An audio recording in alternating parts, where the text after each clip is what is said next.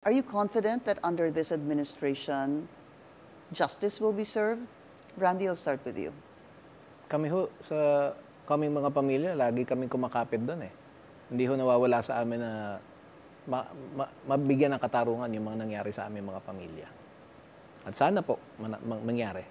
But kayo po ba ay, sabi mo nga, hindi dapat mawala yun eh, hindi ba?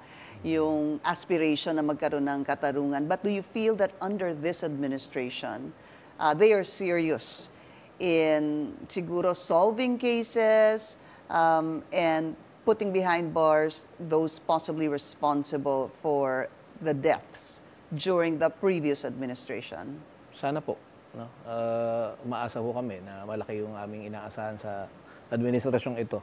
No? Lalo tigit na nagkakaroon ng mga pagdinig na sa Kongreso at maging sa Senado. Kasi ilang taon pong naging naging nasanay tayo na okay lang naman yung pinapatay, okay lang na nagmumura, okay lang lahat.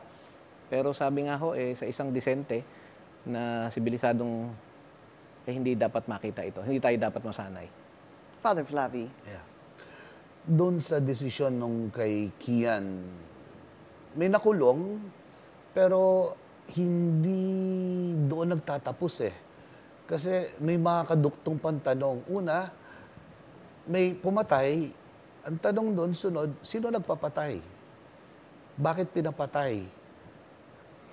Another would be, yung nangyari kay Kian, ay nangyari din ulit nitong kay Jemboy Baltasar.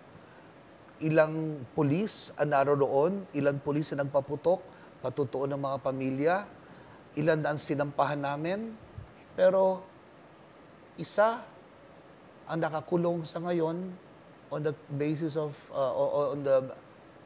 because of homicide. So, what do I say? The culture of impunity gravely continues. Because there has been no one made accountable, therefore we can expect that, sadly, more killings could be also expected because the killers are still at large. The principals are still very much at large and in power. So, panalangin din po, katulad nung kay Randy na sana itong administrasyon to ay sila yung maging kasangkapan, instrumento para mahilom yung bayang sugatan at naghahangad ng tunay na pagbabago po.